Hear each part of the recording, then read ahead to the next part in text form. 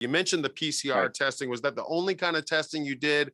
And maybe you can tell our viewers a little bit about what type of tests are available and what the difference is, at least in the most Sure. general sense, for them to understand.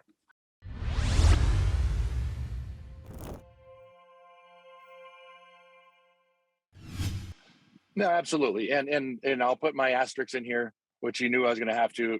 I'm not a medical. I'm not trained. I'm not a doctor. I'm not a scientist. I just happen to be around it a lot. 16 hours a day, 7 days a week for a while. You tend to learn a little bit. So there's a lot of misinformation out there. There's also a lot of information out there. The hard part for us is how do we wade through that? How do we understand what's best?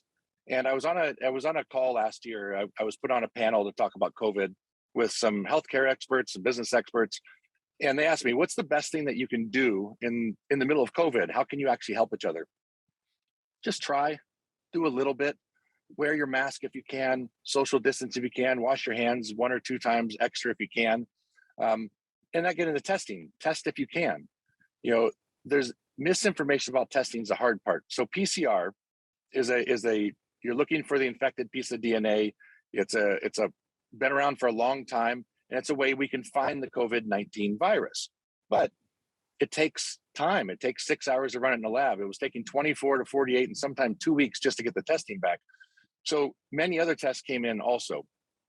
In terms of testing, PCR is the 100% most conclusive for an active infection. Now, that's great. If you're actively infected, technically you're contagious. But that's not necessarily true because PCR is also extremely sensitive. In the case of my dad, he tested positive for 2 months, although he was probably only contagious for 2 weeks or less. But he still And had that's the the hard part. antibodies and he had the DNA that the PCR was detecting, right? Right. You could see just a trace of the infected DNA for that PCR test long time after you're contagious. So that was a hard part too, is who is contagious and who's not contagious. So again, try a little bit. If you get test positive for COVID, just quarantine for a little bit, please. That's all we're asking is stay away from everybody else for a while.